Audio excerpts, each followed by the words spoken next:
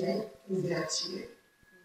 Lorsqu'on ouvre cette ouverture-là, on trouve le mystère. Et ce mystère-là, beaucoup de femmes, ils n'aiment pas se voiler. Ils gardent ça parce qu'en eux, il y a vraiment quelque chose qui peut bouger les autres. Si vraiment Dieu avait créé que les autres, en tout cas, apportent ce qu'ils vont à là, il n'y a pas de respect. Si Dieu avait créé que les autres, le monde n'allait pas se passer. Et puis je crois que Satan avait beaucoup s'amuser. Parce que dans personne, Satan avait beaucoup s'amuser. Satan avait beaucoup s'amuser. C'est pour cela que la femme, c'est quelqu'un qui. La femme, c'est un fleuve. Il n'est pas aussi. Quand la femme de l'océan, le vague, jamais Dieu a appelé ça. Dieu a appelé ça.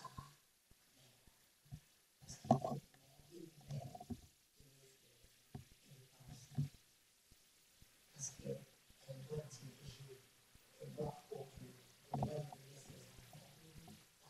Elle ne va pas. Il ne parle pas.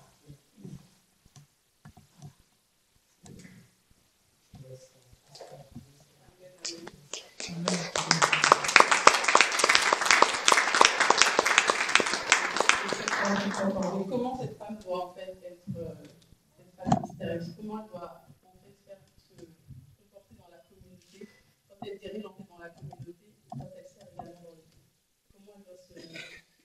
Comment elle doit agir en fait? Mais elle doit porter ce qu'il a. On voit que Esther l'a contribué, elle a sauvé son peuple.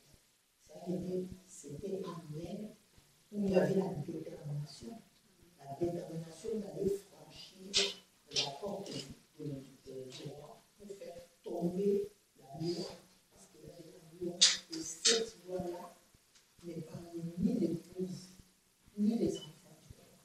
C'est-à-dire, même si tu étais l'épouse du roi, tu n'avais pas le droit de rentrer dans le cours du roi sans l'invitation.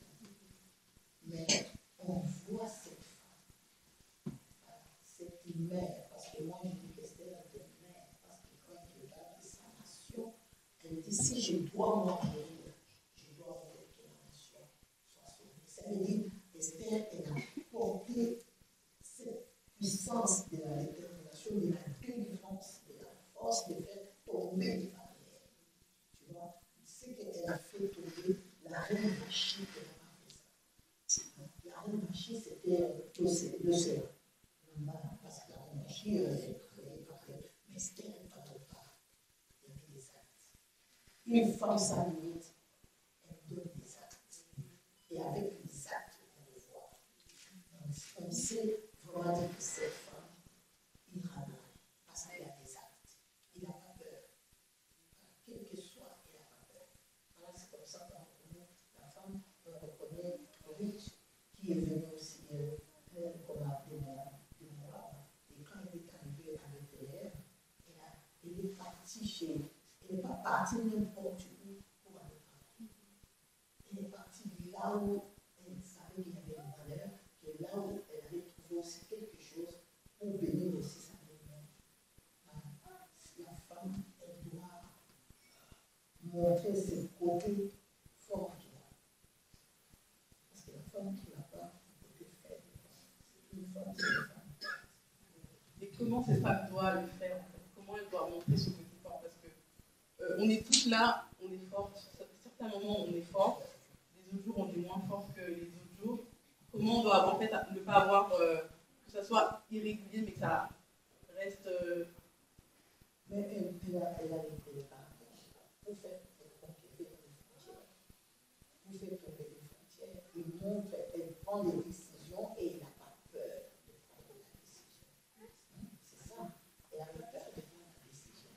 Quelles que soient les décisions, elle n'a pas peur. Parce qu'elle voit l'enjeu de ses enfants déjà. Voilà. Elle voit l'enjeu de ses enfants.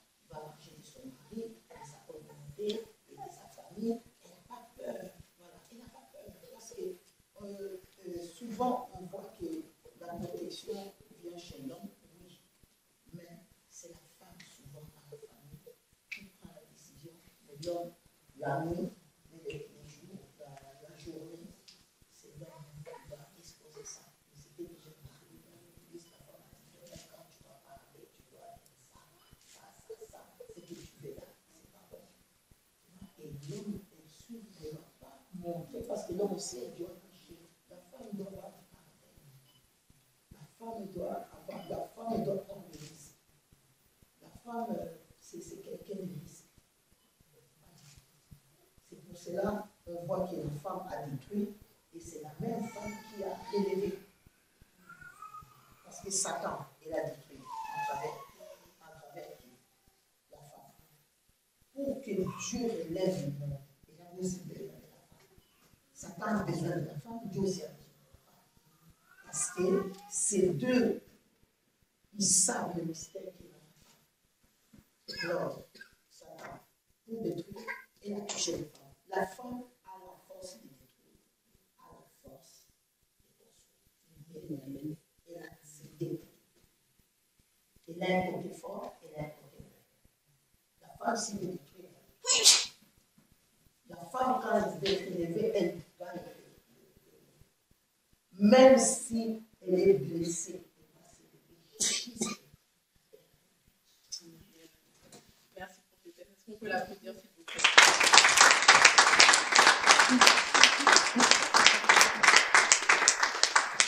Est-ce que vous voulez rajouter quelque chose, pasteur? Oui, prophétesse, elle avait expliqué, j'ai mis ce côté-là, elle a dit Ruth et puis Esther, c'était des mères. Parce que souvent, il y a une confusion entre femmes et mères. Tout le monde peut être femme, tout le monde peut être mère. Donc, quand la mère prend une décision, comme Déborah, elle dit tous les paliers, comme notre professeur dit, la femme, elle prend une décision, elle prend une courage. Il y avait des hommes en Israël qui avaient pris la décision qui a poussé l'homme, c'était Déborah, parce qu'elle avait le cœur de mère. Et quand vous suivez son cantique dans Juge 5, elle dit, quand moi Déborah, je me suis levée comme une mère. C'est-à-dire, tu peux te lever comme une femme, tu seras ordinaire. Mais quand tu te lèves comme une mère, tu deviens extraordinaire. Amen.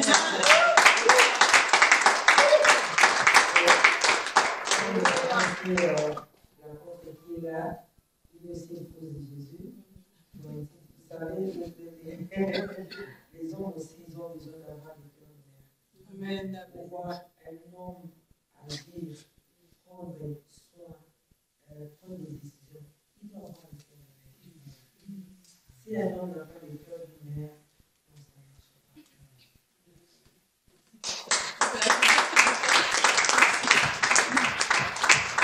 On est déjà très fort.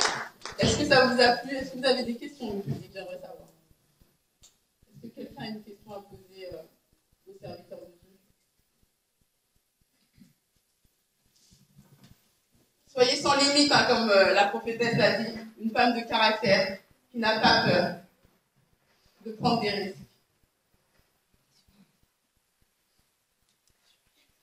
Prophétesse, voilà.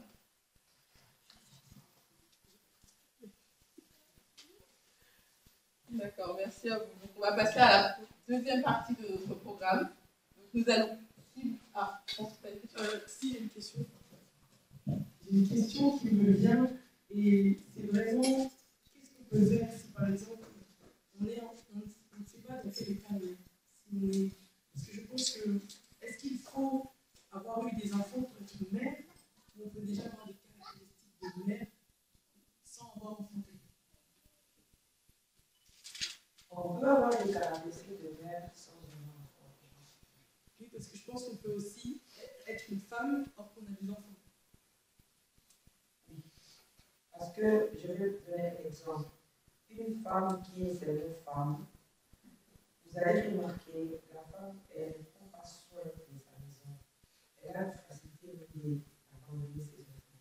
Et puis une femme qui est femme, elle s'occupe plus de son mari.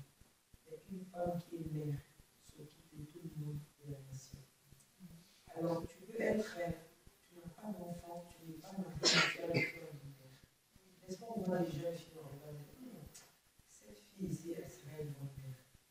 Et deux fois, tu vois à la maison, tu as des enfants, des filles, tu as une qui s'occupe bien à la maison, des enfants, de tout le monde, est-ce que tout le monde a mangé, et tout ça. Donc, elle a déjà le cœur d'une mère. Donc, ce n'est pas nécessaire, donc, il ne faut pas seulement être marié, mais avoir d'enfants, avant d'avoir le cœur d'une mère. Parce que d'ailleurs, on est avec le cœur d'une mère. Ce n'est pas que tu l'acquiers quelque part, tu le ramasses quelque part. Non, non, non. C'est quelque chose que le Seigneur te donne. Donc, tu es avec sa vie. Mais est-ce qu'on peut, du coup, si on. Parce que dans le Seigneur, moi, ce que j'aime dans le Seigneur, c'est que même si on vient, par exemple, à l'envers, il nous remet à l'endroit, on va dire. Donc, c'est-à-dire, si moi, dans l'état où je suis femme, mais que j'ai le désir d'un jour de devenir mère, mais je ne parle pas de mère, on va enfanter, d'avoir ce cœur, cet esprit, ce caractère, également en disant j'ai reconnu, parce que ce que j'aime dans le Seigneur, c'est que quand on reconnaît son état, Dieu, il est bon pour également nous dire, ok, maintenant, laisse-moi te façonner comme il a fait avec Jérémie. Il l'a brisé comme le potier, parce qu'il devait le briser pour en faire ce qu'il voulait. Donc du coup, est-ce que nous aussi, quand on se rend compte, là où je suis, donc à quel niveau je suis, est-ce que j'ai la possibilité maintenant d'aller vers le Seigneur et demander au Seigneur, fais de moi cette mère? Oui, c'est possible. Quand déjà tu commences à avoir des désirs, c'est-à-dire qu'il y a déjà une sémence en toi. Parce que si tu n'as pas la sémence en toi, tu ne peux pas avoir ce désir-là. Tu as maintenant besoin d'être activé. Tu as ce potentiel en toi. Il faut maintenant que le Seigneur active. Pourquoi la Bible nous dit dans le livre des Corinthiens, aspirer au don spirituel? Je vais te donner un exemple. Donc tu verras, des fois on se dit, bon, je n'ai pas de don spirituel, mais je vois quand même, j'ai envie aussi de voir. J'ai des songes là, mais je ne comprends pas. Donc tu as les dons. Et tu as maintenant besoin seulement d'être activé. Donc on peut aussi demander, et c'est en nous, ça doit être activé. Et aussi, il y a des femmes, donc des êtres humains, féminins, qui ont le don des mères, mais qui ne sont pas activés. Et vous allez voir que la personne, elle reste comme ça, parce qu'elle n'a pas activé ses côtés-là. Mais avec le Seigneur, tout est possible. Amen, amen, amen, amen.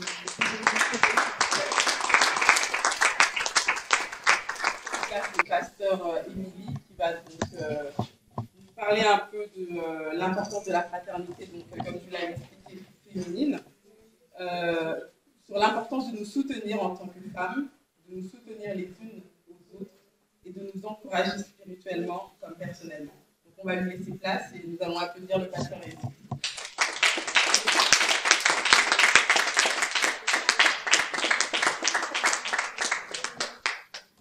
Merci encore une fois à l'Église, merci à la prophétesse Myriam. On parlait avec elle quand je suis arrivée, le voix de l'Éternel sont insondables.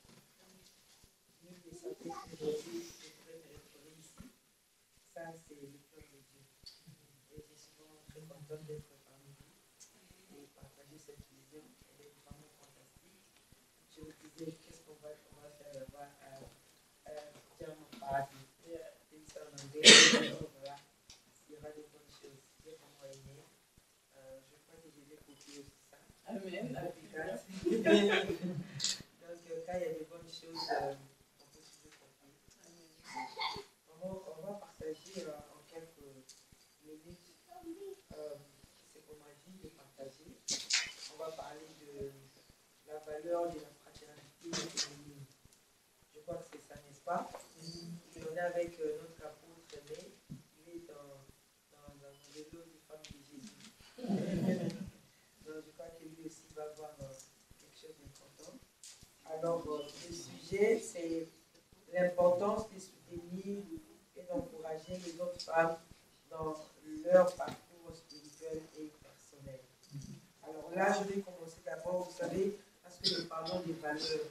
Nous devons d'abord connaître c'est quoi une valeur. Pourquoi nous parlons, pourquoi nous insistons par rapport à la valeur.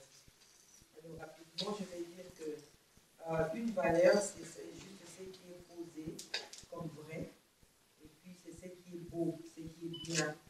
Et c'est aussi un point de vue de personne, personnel, si je peux dire, ou selon les critères d'une société. Une société peut dire, voilà, nous donnons la valeur à cette maison, ou bien à ces bâtiments. Donc, ça dépend d'une personne à une autre. Et on peut aussi donner la valeur d'une voiture. Ça dépend de moi, puis ça dépend de la prophétesse Myriam. Alors, la valeur, c'est aussi, ça représente aussi quelque chose, on peut dire quantitativement. Donc, par rapport à la quantité, par rapport à la qualité, ça peut être financièrement, et puis ça peut être symboliquement. Tu donnes la valeur de quelque chose par rapport à la quantité, par rapport à la qualité de ce que tu as dit. Donc, cette histoire, elle a vraiment de la valeur. Alors, la valeur, c'est aussi comme un idéal à atteindre. Est-ce que tout le monde est d'accord avec moi? Amen. Donc, si vous trouvez qu'il y a une question à poser, nous sommes en train de parler, n'est-ce pas? Vous pouvez toujours m'arrêter et poser la question, on va aller comme ça. Alors, comme quelque chose aussi à défendre, vous entendrez parler de, oh, nous défendons nos valeurs, les valeurs des femmes, les valeurs culturelles, donc c'est aussi une valeur. Alors, cette valeur que nous voulons vraiment, ça c'est la définition qui m'intéresse par rapport à ce que nous sommes en train de parler ici, quelque chose à défendre. Qu'est-ce que nous défendons en tant que femmes chrétiennes? Quelles sont les valeurs que nous voulons mettre en premier lieu en tant que femme chrétienne, en tant qu'un enfant de Dieu? Alors, il y a quand même un caractère de valeur. La valeur a un caractère. La valeur est liée à l'estime de quelque chose, que ce soit en termes d'argent ou d'importance. Je vais donner un exemple. C'est la façon dont tu te dis, bon, la façon dont j'apprécie une amitié, l'importance que je donne à une amitié. Quelle est l'importance que tu donnes à l'amitié, ton ami, ton mari, ta femme? C'est de la valeur aussi. Tu dis que bon, voilà. Parce qu'il y a d'autres personnes qui ne connaissent pas la valeur des amitiés. Tu vois, la personne a une amitié aujourd'hui, après demain vous posez la question, mais qu'est-ce qui s'est passé avec ton ami, bien ta femme, bien ta fiancée? Oh ben voilà, bon, j'ai arrêté, bon, tout ça. Donc, prennent des histoires à la légère. Donc, il faut mettre de la valeur. Tu sais, tu ne peux pas donner seulement de la valeur à quelque chose de grand prix. Donc, ça peut être quelque chose de moins cher, mais ça dépend de la façon dont toi-même tu vas donner la valeur. N'est-ce pas? Amen. Donc, c'est vraiment, vraiment très important. Alors, aujourd'hui, nous sommes venus défendre quelque chose qui est très important par rapport à la fraternité féminine. Je vais mettre en général par rapport à la fraternité chrétienne. Alors, tu sais, vous savez, malheureusement aujourd'hui, il est devenu rare de voir les gens dans nos églises, dans nos communautés, ou bien famille, ou bien au travail, de se soutenir ou bien de s'encourager. C'est la vérité. Très rare de voir les gens réellement se soutenir ou bien s'encourager. Très rare. Pourquoi? Parce que c'est l'égoïsme qui a fait ça. Tout le monde veut moi. Moi. Personne ne veut dire elle, bien lui ou bien nous. Mais c'est moi. C'est pour moi. C'est de l'égoïsme. Il n'y a plus d'amour. Qui va nous lire Matthieu 24, verset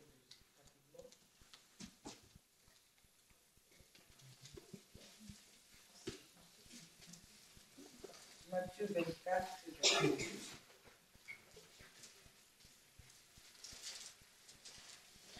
Qui ne peut pas lire ça? Quelqu'un veut lire?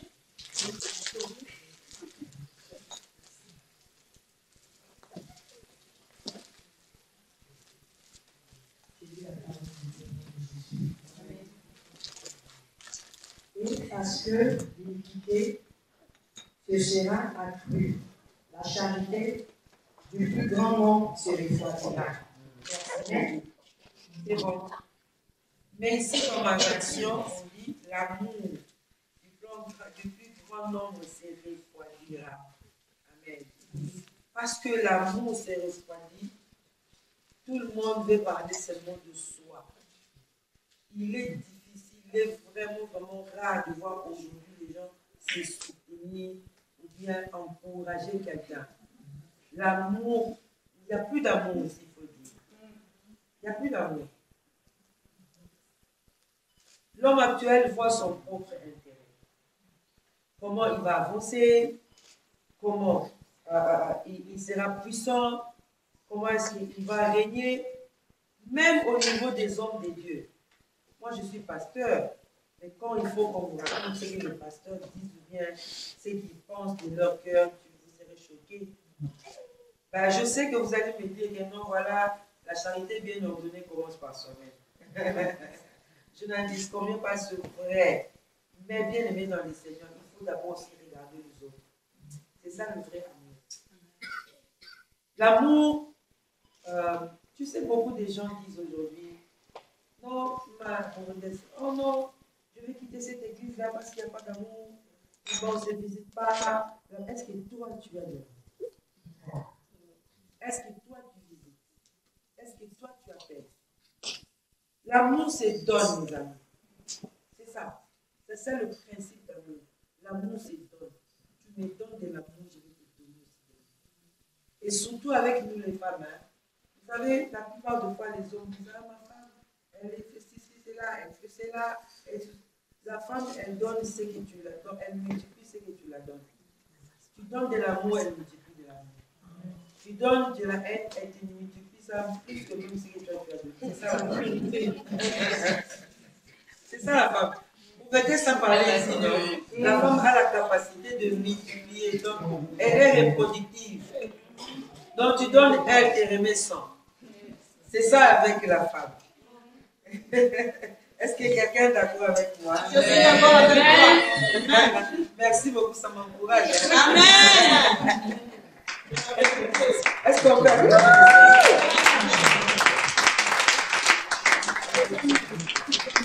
Alors, pourquoi il est important de soutenir et d'encourager les autres dans les parcours, que ce soit spirituel ou personnel?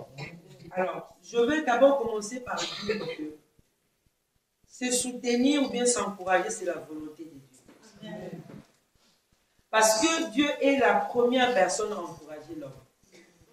On peut voir ça, vous allez seulement lire, on va pas lire, dans le livre de Josué 1, verset 5 à 7. Josué était le serviteur de Moïse.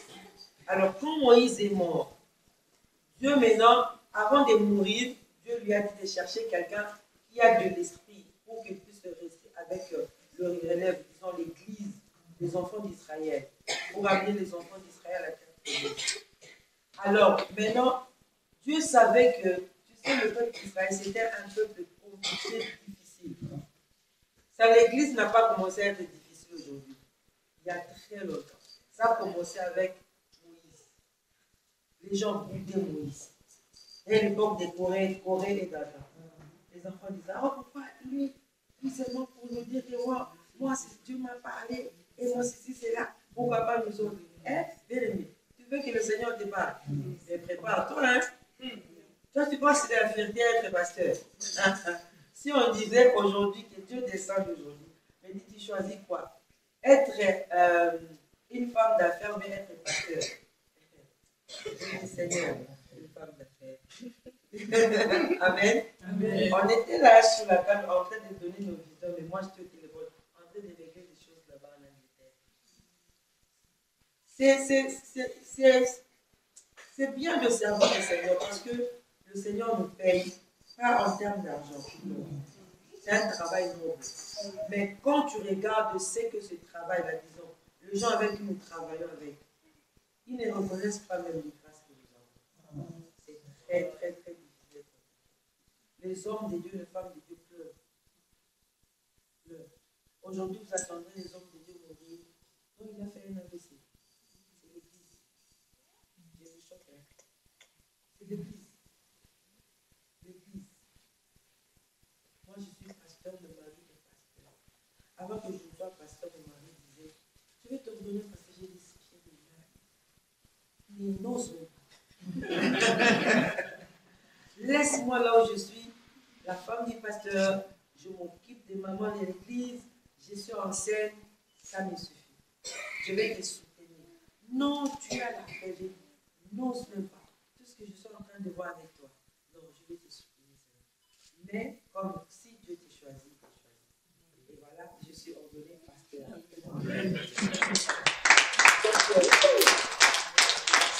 Dieu a commencé à encourager Josué.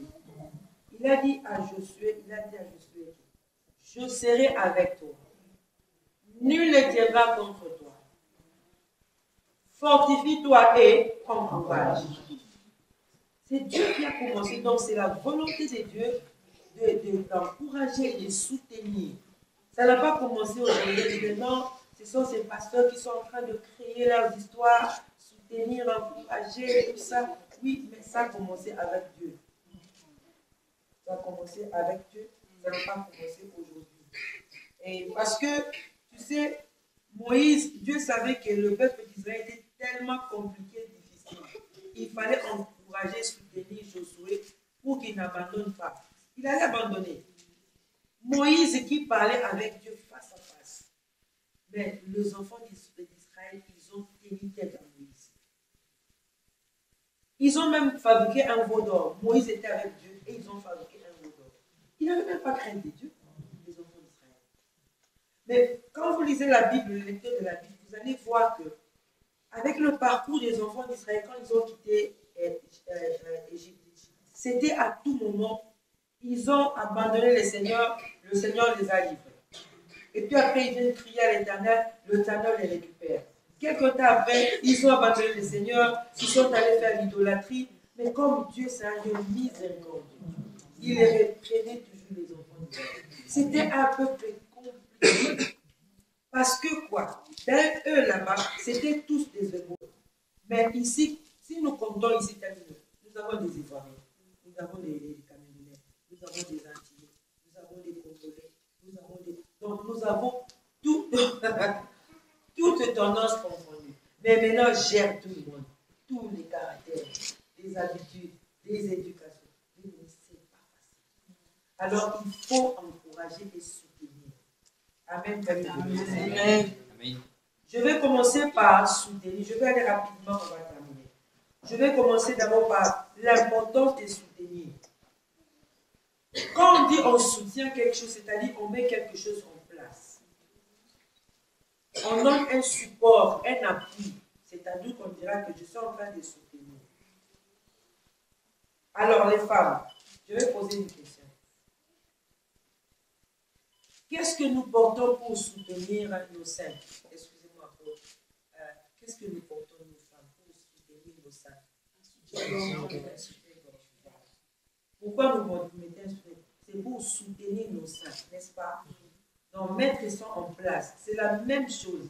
Donc, quand tu soutiens quelque chose, tu mets la chose en place. Tu donnes un support. C'est ça, soutenir. Alors, dans Ésaïe 41, 10, la Bible dit ceci. Dans la version, la Sainte Bible. Ne crains rien, car je suis avec toi. Ne promène pas de regard inquiet, car je suis ton Dieu. Je te fortifie, je viens à ton secours, je te soutiens. Mes amis, quand tu soutiens quelqu'un, c'est-à-dire tu te mets dans une position de mère, on avait dit ça ici, dans une position de mère ou bien de père, je vais m'expliquer. J'avais dit avant ici, tu peux être une femme, mais tu n'es pas une mère. Et aussi, tu peux être un homme papa, mais tu n'es pas un père. La plupart des fois, nous nous retrouvons avec des papas, des hommes à la maison, mais qui ne sont pas des pères. Un père, c'est quelqu'un qui prend soin de sa maison, des enfants, de la femme, de tout, sauf rien. Et une mère aussi, c'est la même chose. C'est pourquoi, toi, femme, pose-toi la question quand on va quitter ici. Est-ce que je suis une femme mère ou bien je suis seulement une femme femme? Tu es seulement une femme, tu es seulement Isha, une femme femme, mais tu n'es pas mère. Ça, c'est très dangereux. C'est très dangereux. Alors, tu es prêt, quand on dit soutenir, tu es prêt à donner ton épaule. Pas n'importe quelle épaule, mais l'épaule du cœur.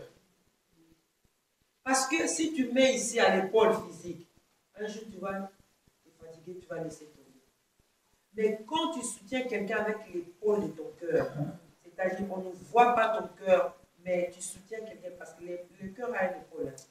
Là, tu es en train de soutenir réellement avec un cœur de mère. À n'importe quel moment, à n'importe quelle circonstance. Quand on soutient quelqu'un, on ne choisit pas. Non, je vais le soutenir, je vais la soutenir seulement à ses niveaux et puis le reste est là. Oh bon, chacun pour soi, Dieu pour tous. Non. Quand tu prends la décision de soutenir quelqu'un, va jusqu'au bout. Parce que là, c'est un legacy, comme on dit en anglais. Donc tu laisses un legacy. Legacy, je ne sais pas comment. Voilà, un héritage. Donc quand quelqu'un, on donnera le témoignage, on va te citer. C'est une fierté, n'est-ce pas? Je vois la personne passer et puis ça fait du bien. Je vais aller rapidement. Alors, deuxième importance. Premièrement, j'avais dit que c'est quoi? Le soutien. Maintenant, j'avais donné d'abord la définition. Alors, l'important de soutenir, c'est-à-dire, quand tu soutiens une femme ou bien quelqu'un, c'est-à-dire tu lui donnes de l'assurance et puis tu enlèves la peur. La peur qui dicte la vie de quelqu'un. Bien aimé, que ce soit au niveau spirituel ou bien personnel. Quand tu soutiens quelqu'un, tu lui donnes de l'assurance et puis tu enlèves la peur. Souvenez-vous quand on a lu dans Ésaïe 41, ne crains rien, car je suis avec toi et ne promène pas de regard inquiet. Je vais te soutenir et te secourir. C'est ça, bien aimé dans le Seigneur. Tu es en train d'assurer quelqu'un et puis tu enlèves la peur dans cette personne-là. Vous savez, il y a certaines personnes qui ne pouvaient pas être là où ils sont. Maman, quand tu te regardes, jeune fille, peut-être tu ne peux pas être là où tu es. Mais c'est à cause de la peur que tu es là où tu es. Vous savez, la peur peut t'embarrasser. Tu vas comme ça faire l'interview pour le travail. Tu as bien préparé pour peut-être. Tu arrives là, on te pose des questions. Tu commences à dire, bon, bon, voilà, ben, voilà. Bon, c'est comme ça, ok, bon. Ah bon. On te dit, bon, quelle est ta vision? Bon, je ne sais pas, bon. Je vais être seulement quelqu'un, hein. La peur. La peur peut te faire, donc tu n'as plus de mots dans ta bouche. La peur. Non, moi je n'aime pas la peur, elle aussi n'aime pas. Nous sommes des ennemis avec la peur. Parce que la peur, c'est l'ennemi de la progression. Tu ne peux pas progresser si tu as peur. Tu ne peux pas. Tu veux faire quelque chose comme ça, la peur te dit, hé, toi là, tu veux parler? Est-ce que toi tu sais parler? Ce n'est pas question de connaître la langue. La peur, c'est une autre chose. Tu peux connaître la langue et tu échoues par rapport à celui bien celle qui ne connaît pas la langue. Alors, quand on étudie la Bible, vous savez, ne crains rien dans la Bible, c'est répété 365 fois. Et je vais dire à une personne, si Dieu veut que tu puisses, toi, commencer à dire à une personne, chaque jour, ne crains rien. Donc, chaque jour, quand tu dis pas à ton voisin, à ta voisine qui est là, dis ne crains rien. Regarde la voisine qui est là, dis ne crains rien. Ne crains rien. Certaines femmes ont peur de servir Dieu à cause de leur vie du passé, donc la vie passée, ou même à cause des situations qu'elles traversent actuellement. Tu avais une vie au passé, mais tu as peur de travailler, de servir le Seigneur à cause de ce que tu fais. Mais qu'est-ce que dit la Bible? Si quelqu'un est dans le Seigneur, c'est devenu une nouvelle créature, n'est-ce pas? Alors toi, si tu vois ta soeur, bien ton frère, dans cette situation-là, soutiens la personne. Donne le soutien. Donc tu es en train d'enlever cette peur-là. Il y a des personnes qui ont des potentiels pour servir l'Éternel. Mais à cause de la peur, ils ne veulent pas servir Dieu.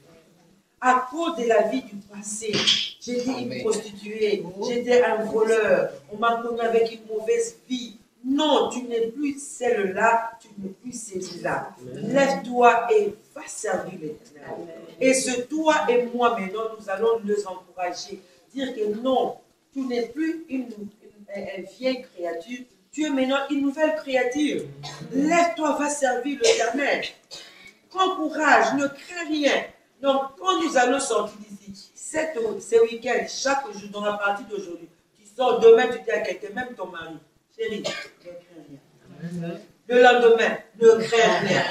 Tu vois à l'église, sur tes contacts, ne crains rien. Ça booste. Donc, ça donne de l'espoir. De l'assurance. Que voilà, j'ai quelqu'un à mes côtés pour me soutenir. C'est très important, bien aimé. Ruth avec Naomi. Vous savez pourquoi Ruth est arrivée? Elle est devenue enceinte de Jésus. Pourquoi? Comment? Parce que Ruth a reçu le soutien de Naomi. Amen. Quand elles sont rentrées à Bethléem.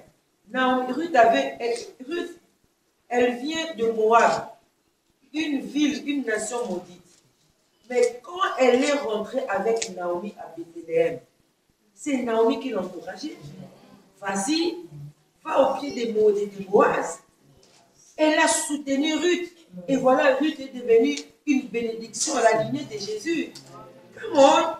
Tu peux soutenir quelqu'un et devenir donc, une grande, je ne sais pas moi, avoir des niveaux et arriver à un niveau élevé.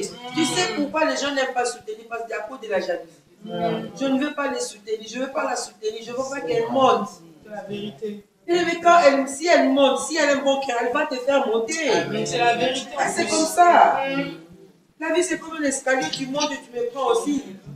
Soutenons-nous les uns les autres. Amen.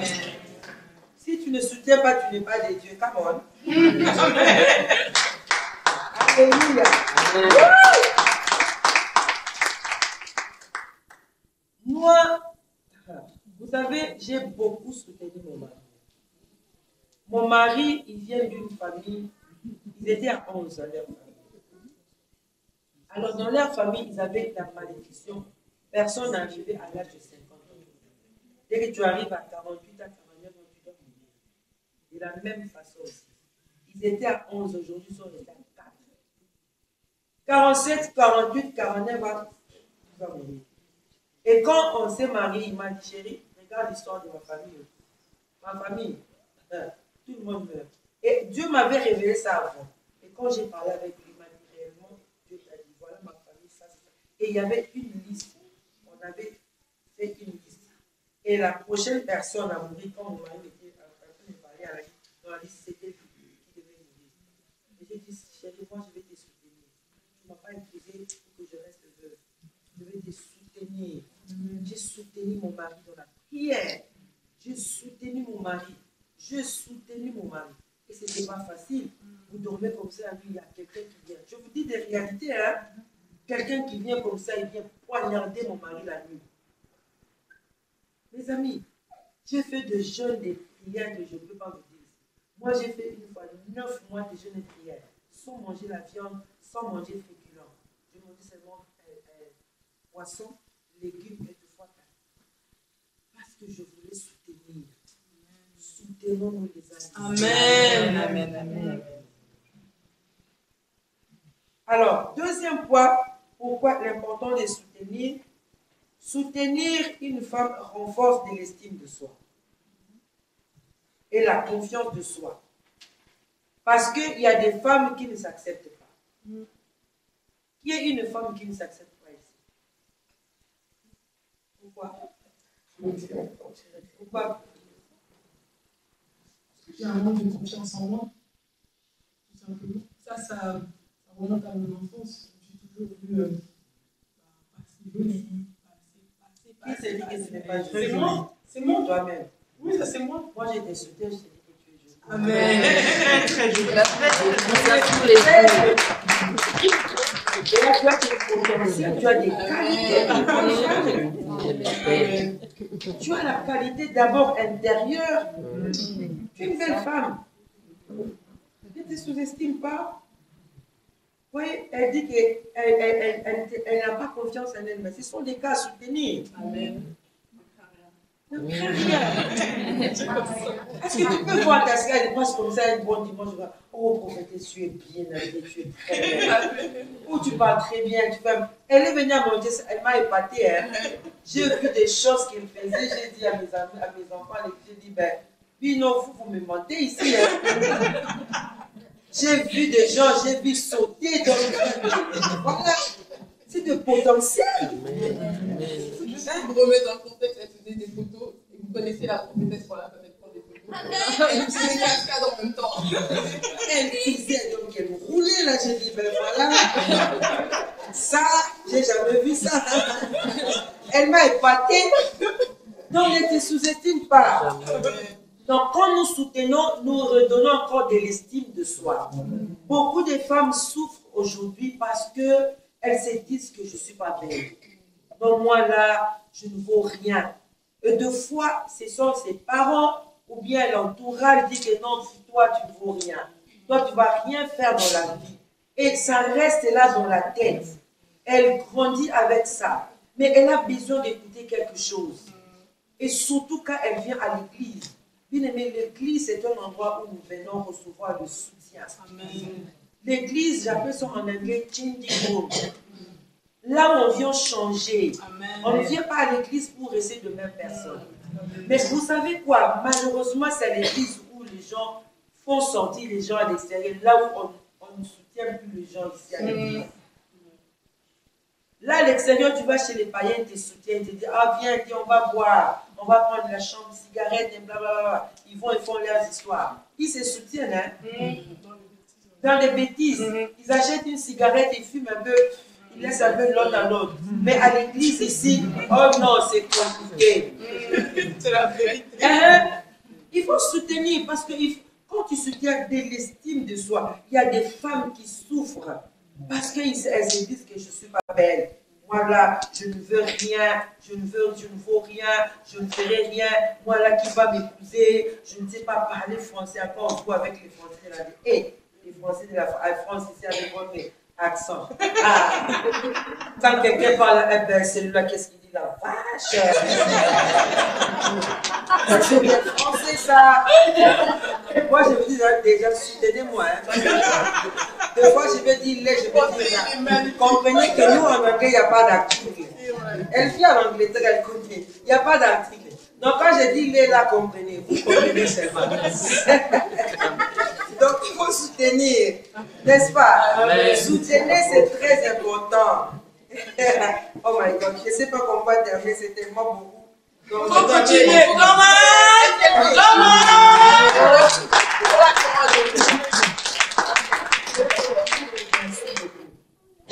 Donc, il ne faut pas, quand tu soutiens quelqu'un, donc tu enlèves ces complexes-là d'infériorité. Tu enlèves ça. Et ça fait que la personne se retrouve maintenant, elle est satisfaite. Elle commence à s'encourager, à s'améliorer. Quelqu'un qui, de fois, ne portait pas des habits convenables, et c'est une belle femme, mais elle ne sait pas comment s'habiller. Même, vous savez, même mettre, disons, comment des harmonies de couleurs. Si tu sais comment les faire. Mais appelle ta soeur. Ma soeur, regarde. Tu vois ici, il faut faire ça, ça, ça. Mais qu'est-ce qu'on retrouve dans les églises de critique? Tu as vu comment elle a porté? Tu as vu ce qu'elle a porté là? Tu as vu?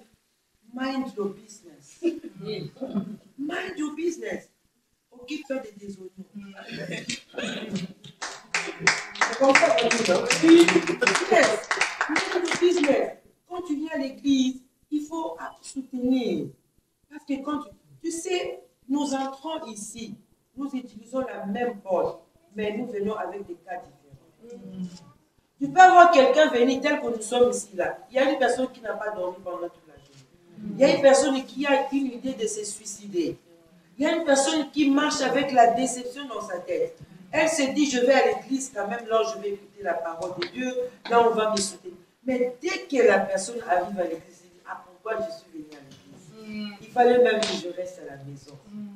Bien, nous soutenons et ça nous donne de l'estime de soi. Amen. Le soutien, mes amis, c'est un pilier fondamental. C'est vraiment un pilier essentiel. Alors, nous avons plusieurs raisons, plusieurs formes de soutien. Nous avons le soutien moral, nous avons le soutien physique, plusieurs formes de soutien.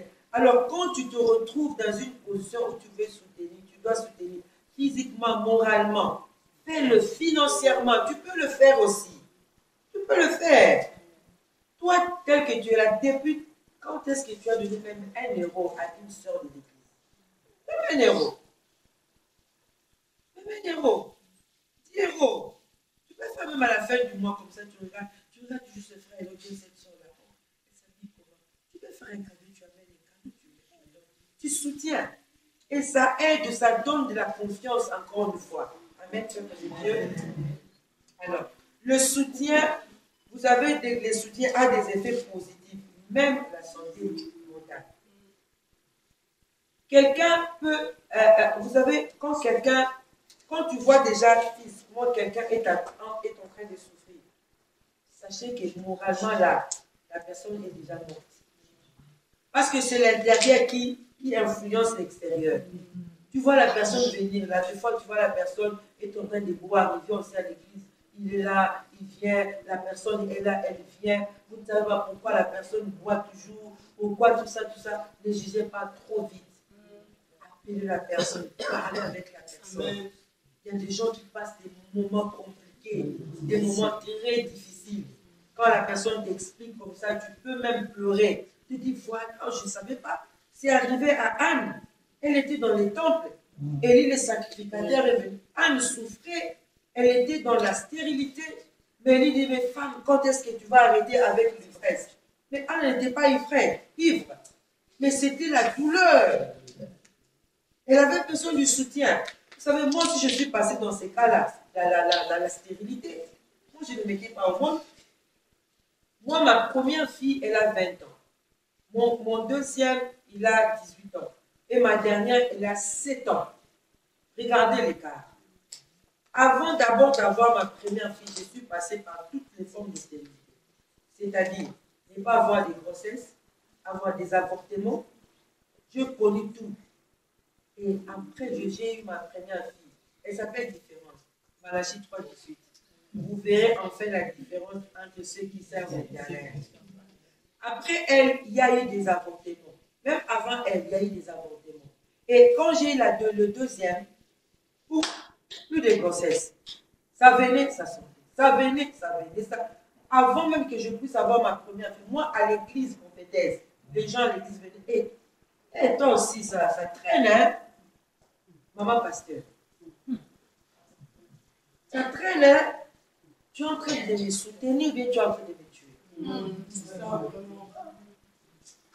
Tu es en train de me soutenir ou bien de me tuer? Ne l'encouragez pas, vous ne la soutenez pas. Alors, elle est une charge.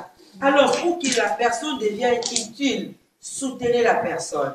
À l'exemple de Onésime dans la Bible, dans le livre de Philémon, Onésime, c'était un esclave qui était chez Philémon. Mais Onésime, quand il a rencontré Paul dans la prison, Paul a soutenu Onésime. Et Onésime est devenu utile dans la société. Bien aimé, créons des femmes utiles dans la société. Dans l'église, c'est très important. Soutiens ta soeur. Tu connais un réseau là, on est en train de donner le travail. Pourquoi pas dire aux gens, il y a je connais un endroit où on est en train d'embaucher. Mais toi, tu gardes ça. Tu sais que nous sommes en train d'embaucher. Je ne veux rien dire. Et tu ne veux pas dire, tu veux seulement toi-même travailler là-bas. Non. Vous savez, il y a un peu, vous savez, les Juifs, hein, ils sont très forts. Pourquoi? Parce qu'ils se soutiennent. Ils sont vraiment soudés. Regardez Israël. Israël est très fort. Parce qu'ils se soutiennent. Pourquoi pas nous autres? Pourquoi pas l'Église? Pourquoi pas les femmes? Surtout nous les femmes. Vraiment les femmes. Non. Je suis convaincue qu'on va changer à partir. Amen. Quand tu soutiens une femme spirituellement, la femme devient affermie et devient inébranlable. Elle va tenir à tout vent qui viendra, la femme sera debout. Elle sera ferme. Pourquoi? Parce qu'elle a du soutien spirituellement. Même si on parle de ceci, même s'il y a du vent, même s'il y a des marées, il y a des problèmes qui arrivent à l'église spirituellement, dans son foyer, elle ne va pas laisser, elle ne va pas abandonner parce qu'elle est affermie. Elle est devenue inébranlable. Vous allez lire ça dans le livre de 1 Corinthiens 15, 58. Alors, deuxième point pour terminer, l'importance d'encourager. L'encouragement, je vais dire à une personne ici, l'encouragement, c'est de l'oxygène de l'âme. Quand il n'y a pas d'oxygène dans l'âme d'une personne, c'est-à-dire qu'il y a un danger. Quand il n'y a pas de l'oxygène, c'est la mort qui vient. Le rôle de l'oxygène dans l'organisme, c'est l'oxygène, c'est un carburant. L'oxygène donne de l'énergie dans l'organisme. L'oxygène fournit de l'énergie. Alors, c'est la même chose avec l'encouragement. Quand tu encourages quelqu'un, ma soeur, tu es en train de donner de l'énergie à cette personne-là. Tu communiques de l'énergie. C'est ça l'importance d'encourager. 1 Thessaloniciens 5, 11, vous allez lire. 1 Thessaloniciens 5, 11 nous dit d'encourager toujours. On va lire ça rapidement. 1 Thessaloniciens 5, 11.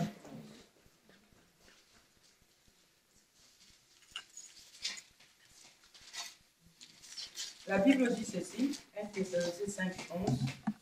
C'est pourquoi exhortez-vous réciproquement et édifiez-vous les uns les autres, comme en réalité vous le faites. Dans d'autres versions, c'est pourquoi encouragez-vous réciproquement. Nous devons nous encourager. L'importance d'encourager, c'est quand tu encourages quelqu'un ou bien une femme, tu les construis, bien tu la construis. Amen. Ça, c'est un mystère. Tu m'encourages, tu les construis.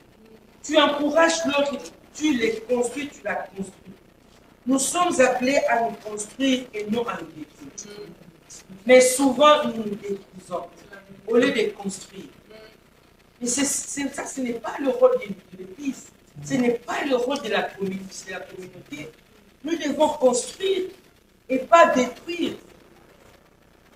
C'est le diable qui détruit. Pas les enfants de Dieu. Le diable, c'est ça son travail. Il est allé chez Dieu. La Bible dit que Satan, quand les enfants de Dieu passaient étaient avec Dieu, le diable aussi s'est présenté. Alors Dieu lui a posé la question, as-tu remarqué mon serviteur Job? Ah, dit, ben, Job là, il a un tel que c'est parce qu'il a ça. Et c'est ça le travail du diable. Le diable, il est seulement pour décourager. Il est là seulement pour détruire. Mais je veux que l'enfant de Dieu puisse avoir le langage d'encouragement. Amen. Regarde-toi ta voisine, il a dit, change ton langage. Change ton langage. Avez-vous remarqué que beaucoup de gens sont plus blessés? Je vais répéter ça. Beaucoup de gens sont plus blessés ici à l'église qu'ailleurs. Beaucoup de gens ne veulent plus prier à cause de l'église, de toi, tel que tu es là. Il y a certaines personnes, beaucoup de gens, ils sont à l'église, des femmes, surtout nous les femmes. Nous sommes à l'église, tu vois, tu es en train de faire sortir les gens à l'église, mais toi-même tu pars pas, tu restes là. Qu'est-ce que tu attends? Qu'est-ce que tu attends pour partir? De la même façon dont tu fais sortir des gens à l'église, toi aussi pars, non? Hein? Qu'est-ce que toi tu attends? Pars aussi. Parce que toi tu dis à l'autre, tu vois, moi il y a des gens, toi tu viens à cette église, cette église,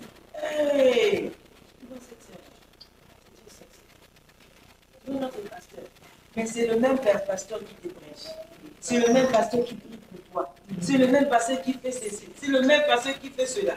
Je vais vous dire une chose. Vous savez, nous les pasteurs, nous partageons le temps de nos enfants avec nous. Même si vous ne dites pas oui, c'est ça. Même l'argent des vacances de nos enfants, on partage avec les fidèles, avec les Moi, je suis pasteur, mon mari est pasteur. Je partage mon mari avec lui. Les temps qu'il peut passer avec moi à la maison, il est à l'église. Les temps j'ai envie qu'il passe la main sur moi comme ça. Il est en train de consoler une soeur à l'église, ne pleure pas mon âme. Il console une soeur, ne crée rien. Tu vois, nous les pasteurs, nous nous occupons de vous, de vos familles, votre travail, tout, même de vos voisins. Est-ce que quelqu'un peut acclamer? Amen. Est-ce que je suis en train de venir? Parce que quand l'église, je vois des gens qui viennent. Maman, le voisin là, c'est juste. Il est malade. Est-ce qu'on peut prier pour mon voisin? Est-ce qu'on peut faire? Je peux prier. Amen. C'est ça le travail que le Seigneur nous a donné. Vous pensez que nous, les pasteurs, on n'a pas besoin d'encouragement? On a besoin aussi d'encouragement. Tout le monde a besoin d'encouragement. Nous, on vous encourage, alors nous qui va nous encourager? Amen. Hey. Alléluia. Il y a aussi besoin, un jour comme ça, je reste. Tu viens poser un problème. Ça va. Tu as besoin de comprendre que nous, on ne peut pas exposer nos problèmes chez vous. On souffre, on expose seulement à l'Éternel. Tu peux venir comme ça, tu regardes ces choses. Ah voilà, qu'est-ce qui se passe? Elle est triste, elle est comme ça. Vous organisez même, créer des vacances. Et faites que tu peux encourager votre pasteur. C'est très important. Mais les fidèles aiment seulement eux être encouragés. Si on ne m'encourage pas, je quitte l'église. On ne va pas venir me visiter, je quitte l'église. J'ai perdu mon frère, on ne m'a pas appelé, je quitte l'église. J'ai perdu mon homme. Il y avait une soeur, on avait une soeur à Londres. Hein. On avait perdu une maman à l'église. C'était un monde de l'église. Et puis elle était influente, cette maman. On était là chaque jour à la maison, le deuil, on faisait des veillées, tout ça, des préoccupations, tout ça. Parce que c'était un membre de l'église. Alors, une soeur de l'église a perdu son frère. On est allé visiter. Après cette soeur-là, elle a quitté l'église. Pourquoi? Parce que non, moi, à mon deuil, les gens ne sont pas venus comme c'était au deuil de maman chouchou, parce que la maman s'appelait maman chouchou. Je me dis, mais il y a quelque chose qui va pas. Ça, c'est la membre de l'église qui est morte. C'est la maman de l'église qui est morte. C'est tout à fait normal. Toi, c'est ton frère qui est mort ou en Afrique. On a supporté, on est allé, mais elle a quitté l'église parce qu'on n'est pas allé visiter comme on a visité la famille de la maman qui est morte. Je me suis dit, mais ça ne va pas, n'est-ce pas? N'est-ce pas que ça ne va pas? Tu rigoles là parce que toi tu fais ça. Hein? Bien, je vois cette soeur-là qui est là, elle fait ça.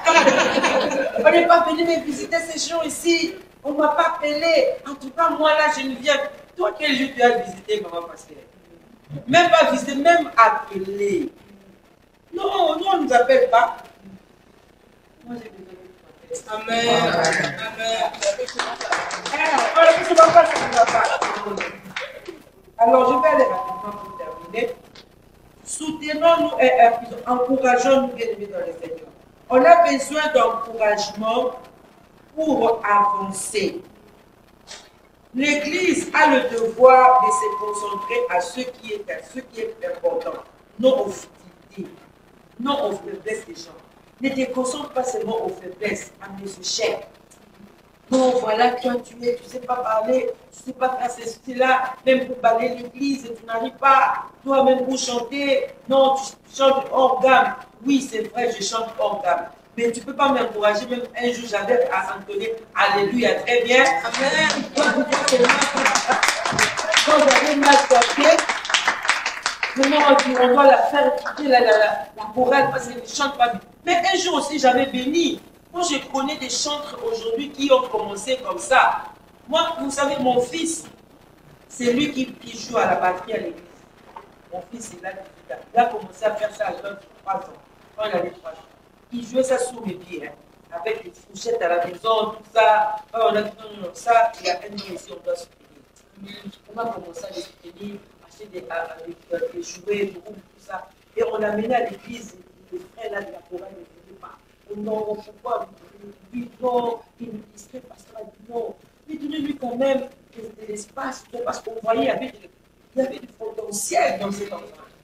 On ne voulait pas, on forçait toujours, donc on mettait. Mais aujourd'hui, je vous dis, mon fils, c'est un professionnel. Amen. Et le frère là qui ne voulait pas le mettre, il a quitté l'église. Alors si on n'avait pas laissé que mon fils puisse faire ça, un peu. Donc il faut soutenir. Il y a certaines personnes, en anglais on dit learning by mistakes. Tu peux apprendre avec tes erreurs. Quand la personne échoue, ce n'est pas dit que quand il commet une erreur, je vais dire, voilà.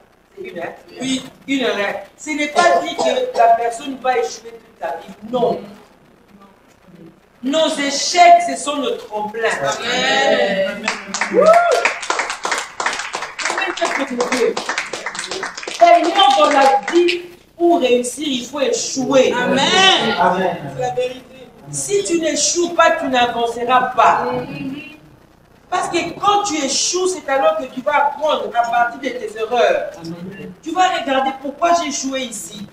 Pourquoi ça n'a pas allé? Même si tu échoues 20 fois, 10 fois, n'arrête pas de craindre rien. Amen. Toi, lève-toi encore. Parce que tu es déjà un jour allé devant le miroir, tu te regardes, tu dis, oh, moi je suis très belle, Sarah. Je suis belle. Je suis belle. Quand je marche, quand ceci, c'est là. Même si on ne me dit pas que je suis belle, moi-même je me dis que je suis belle.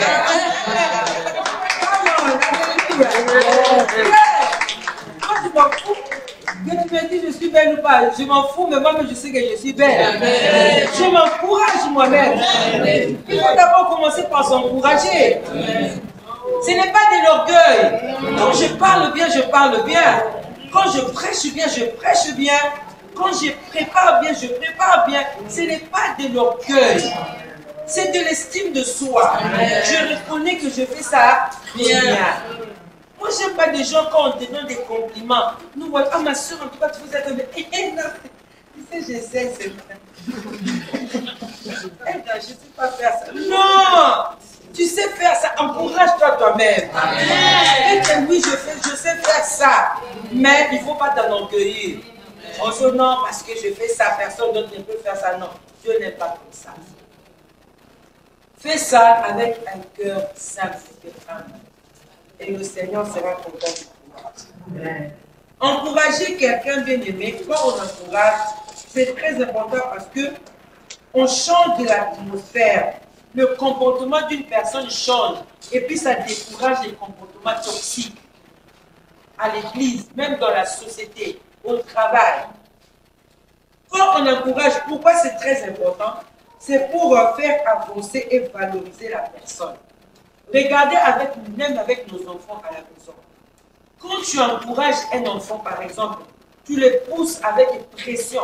Fais ceci, fais cela, avec des critiques et tout ça. L'enfant va le faire, mais il ne va pas le faire avec joie et sans intérêt. Mais quand tu encourages avec amour, avec un bon langage, même si l'enfant était faible, il le fera très bien. Je vais vous donner l'exemple de mon fils. Ça va bien encore. Mon fils, avant qu'il aille au collège, il me disait que mamie, moi je ne veux pas aller à l'université, je veux m'arrêter seulement, apprendre chez tout ça, apprendre chez l'apprentissage, il ne va pas aller à l'université, je ne peux pas faire ça parce que je ne peux pas, c'est trop dur, et voilà. Je l'ai encouragé pendant le temps de Covid, je faisais des devoirs avec lui. Moi je faisais ça à partir de mathématiques. Je faisais ça comme on a appris en Afrique. Et lui, on était à mettre ça. Je lui dis, non, moi je ne peux pas aller. Et je l'ai encouragé toujours. Je dis, toi, tu es intelligent. Tu es intelligent, tu vas avancer, tu vas à l'université, tu vas terminer. Tu te regardes ton père. Parce que mon mari, by the way, il est professeur à l'université, pasteur professeur à l'université. Il est docteur en PhD, il a le PhD. Je dis, regarde ton père. Il est intelligent. Dis, Seigneur, donne-moi la tête de mon père. Tu n'es pas idiot, tu es intelligent. Tu dois faire ça, tu iras de l'avant. Moi, je ne peux pas, je ne serai pas mamie à conduire. Vous avez dit, bon, je ne peux pas aller à l'université. Je prie. Je connais ce Dieu. J'ai pris son uniforme. Je vais mettre ça sous notre vie. Je dis, Seigneur, transfère l'intelligence de Amen. Mais je vous donne des secrets. Hein. Amen. Si tu as une situation, je te donne encore d'autres secrets, est-ce que tu vas me payer? Donne-moi d'abord 100 € avec Jésus. Voilà, si tu as un problème sérieux, même avec une personne au travail, prends son nom, écris ça sur du papier, sur un papier. Prends ça, mets ça dans la chaussette, porte ça, porte des chaussures. Tu marches tous les jours avec le nom de la personne. Tu es en train de prier, tu pries, tu verras le résultat. Tu prends des problèmes, tu écris ça, tu mets ça sur le coussin, sur les j'ai mis sur le lit de mon mari, dans là où mon mari dort. Tu lis ça là-bas, tu dis c'est lui, tu fais les gens de mon mari dans ses fils. On n'a qu'un seul fils. Transfère l'intelligence, Seigneur transfert. Collège, je lui dis, ok maman, je vais m'arrêter seulement si je vais aller faire les business. Tu vas aller faire les business, comment tu n'as rien. Tout le jour, donc il m'a fait parler, vous n'avez pas dit. Un jour, mes amis, il est venu me dire, Maman, I want to present you my vision now. Okay? I've got a vision here. J'ai quelques business ici, voilà, j'ai pris la décision maintenant d'aller à l'université. Je ne vais pas sauter sur le séminaire. Ok? Explain to me now. Il a poussé à expliquer. Moi, je suis à l'université de Manchester, il y a Porto, je vais faire ça, je vais faire ça. Tu as vraiment envie de faire une décision. Oui, tu dis, yes, you can do it. Amen. Alléluia.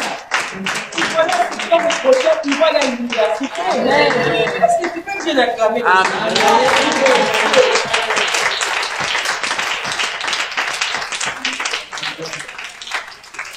Valorise, quand tu encourages, tu valorises ta personne. Ne regarde pas ce échec. Elle ne sait pas parler.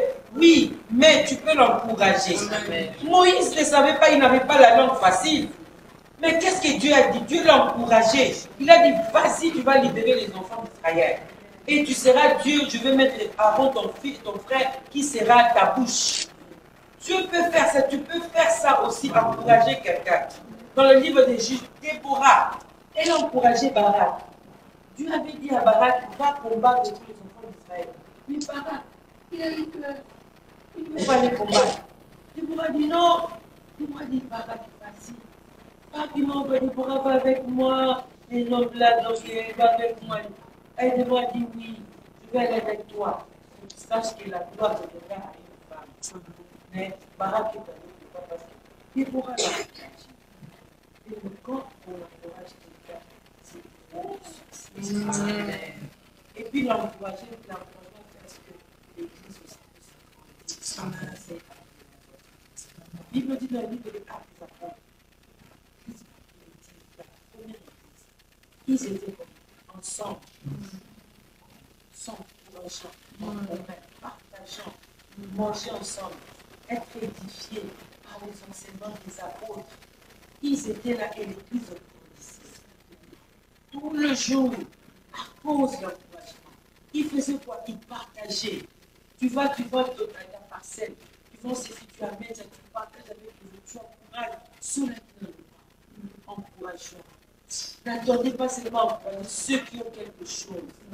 Actuellement, on aime seulement s'approcher avec ceux qui ont quelque chose, ceux qui ont réussi, ceux qui ont fait les noms. Et la personne là qui n'a pas de nom, qui va l'encourager? Non, ce n'est pas la vision de Dieu, ce n'est pas la vision de Dieu. Encourageons-nous les uns les autres, parce que c'est la volonté de Dieu. Amen. Tout Père va appeler à ce jour-là. Amen. Il nous fait la force. Amen.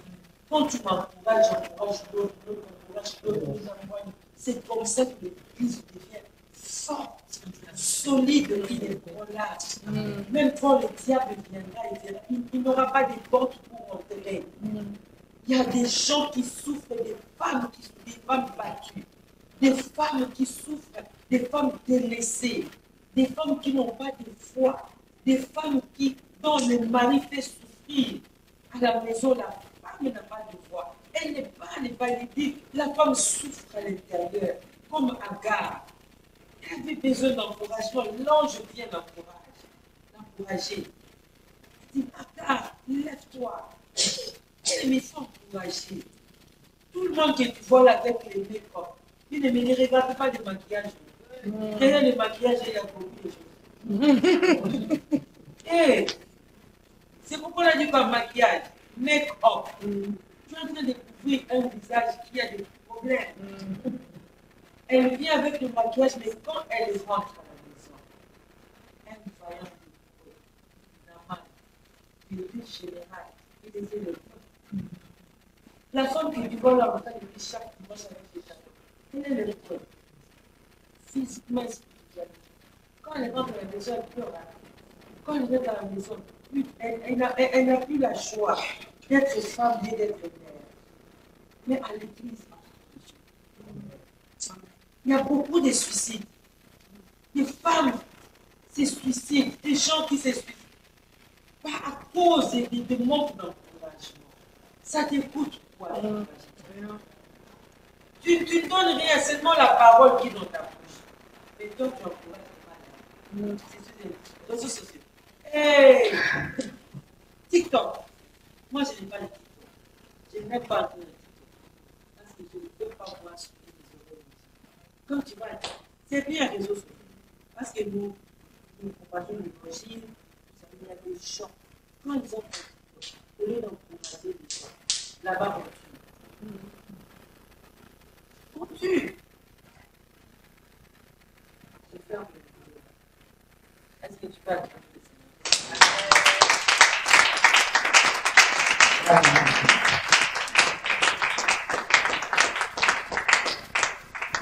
On peut applaudir justement pour le message, pour le message. Donc, je peux faire tout ça, applaudir encore à la fin.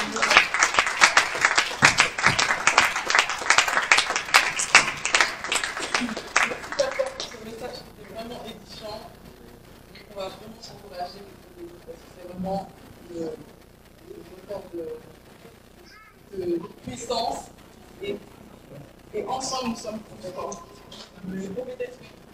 Oui.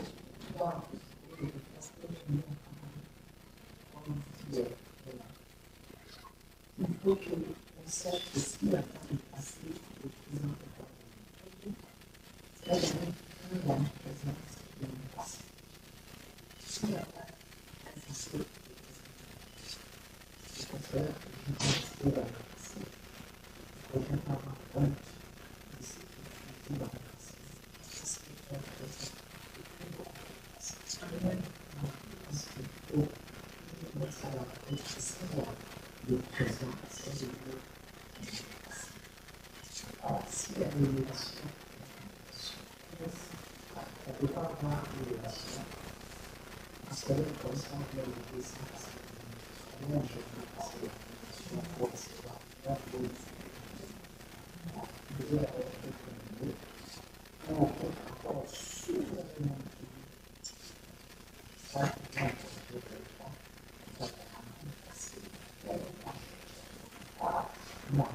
non, le passé c'est quelque chose. Parce que le passé a fait le présent. L'illumination a fait le présent. Et si on n'a pas d'illumination, nous sommes pas passés. Nous sommes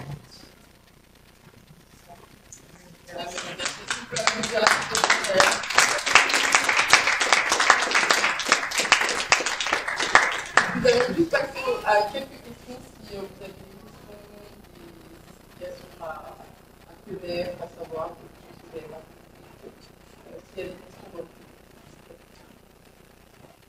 c'est bien de poser des questions. Il ne faut pas rester en Soyez Moi, j'ai une question. J'aimerais savoir que, en fait, il y avait des femmes, et ce sont il y a le, comment dire, le consulté, je l'appelle la société aussi, le soutien frontal, et comment aussi faire attention au soutien entre les hommes et les femmes. Parce que des fois, on regarde l'église et tout, mais faut faire attention parce qu'on peut soutenir, on peut dire que je te soutiens, tu es mon frère, ou bien un frère dit à la sœur que je te soutiens, tu es ma sœur, mais derrière le soutien, des fois, il y a des. Comment en fait on fait? Parce que Oui, voilà. Comment est-ce qu'on évite en fait les sous-entendus dans le soutien? Comment on évite en fait d'avoir des pensées de la convoitise en fait vers la personne en face? Parce que le Seigneur nous appelle à nous soutenir si que je suis la sœur de tel frère, ou si tel frère est le frère de telle sœur. C'est pas pour dire un coup, quoi. Donc, Merci beaucoup. Dieu nous a fait à nous soutenir les uns les autres. Mais malheureusement, là, il y a des défis aussi. Là, il y a dans les champs, il y a aussi des défis. Mais il croise avec la prière. Voilà. Donc, quand on soutient quelqu'un, d'abord, il faut savoir notre limite. Malheureusement, dans les églises, il y a aussi ceux-là qui ont des motifs de pas faux. Je vais profiter de soutenir la sœur de mon frère face à généralement des motifs. Je vais profiter de sa faiblesse pour prendre toute advantage. Donc, je vais aller profiter de ça, c'est bien. Mais si on s'appuie seulement à ces points-là, on va pas le soutenir. Je vais aller la soutenir, je pleure parce qu'il faut qu'il y ait des limites. Quand on soutient surtout avec le sexe, souvent c'est homme et femme, il y a des limites. Quelles sont les limites? On se soutient comment? On s'arrête au niveau par exemple de l'église, on parle peut-être au téléphone, on ne sait pas des rendez-vous secrets, et allez, voilà, on va rester séparés, on va se soutenir.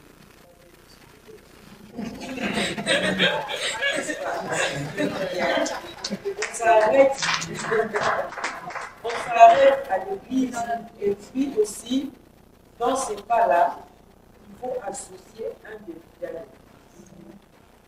Exposer au pasteur, bien un ancien, bien un serviteur, voilà, qui sont en train de soutenir ce frère-là, on ne sait pas là, et qui sont en train de prier avec lui, et on peut faire des rendez-vous à l'église, au téléphone, là tu sais qu'ils vont faire des choses. Quand il y a plus de limites, et puis il faut connaître, on est, des fois les gens font des plaisirs à l'église. Voilà. On a un peu de légèreté dans le langage. On commence à se soutenir, on commence à oublier qu'on vient à l'église. Donc le but c'est d'avoir aussi. Il faut connaître ses limites. Qu'est-ce que c'est d'abord